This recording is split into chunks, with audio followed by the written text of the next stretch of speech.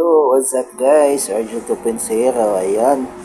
Ah, Tapos na naman ang laban kanina ng ating isang pambato no, si Vincent Astrolabio. Idol, shout out sa iyo. Saka sa coach mo, si Tipora. Shout out sa inyong dalawa. Naway sana ay umuwi na kayo dito sa Pilipinas. Isa pong walang kwentang laban ang aming napanood ngayong araw na ito nang dahil po sa inyo, idol. Hindi naman po sa dinadown kita, siyempre pinaghirapan mo naman yung laban mo. Kaya lang ang masasabi ko sa iyo, idol, umuwi ka na, expose ka na kasi siguro panahon na para magretiro ka, idol. Expose na yung mga laban mo, idol.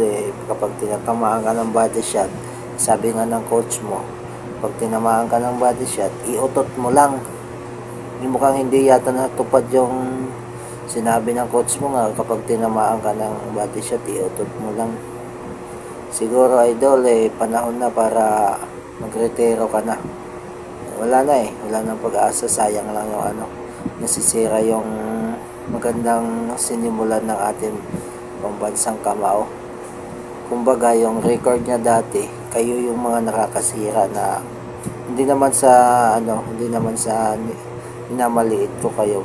Kaya lang, siyempre sayang naman yung pinaghirapan ng ating pambansang kamao, di ba?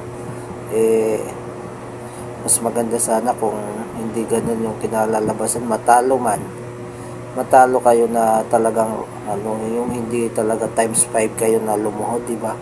Para nakakahiya naman yung mga idol. Siguro ang magandang masasabi ko sa inyo, umuwi na kayo, sama mo na yung coach mo dito sa Pilipinas. Sama-sama tayo dito, idol. Mag-araro na lang kaya tayo dito, idol. Mas maganda pa. Ayun, maraming salamat po. Wala lang po samaan ng loob. Ito, opinion lang po ng isang boxing fans fanatics. Ayun. Sa mga makakapanood ng video ko na to, sa mahilig sa boxing. Ako mahilig po kasi ako sa boxing. Ayun, mga boss. Please like, subscribe dito sa ating YouTube channel. Sama-sama tayo dito. Maraming salamat po.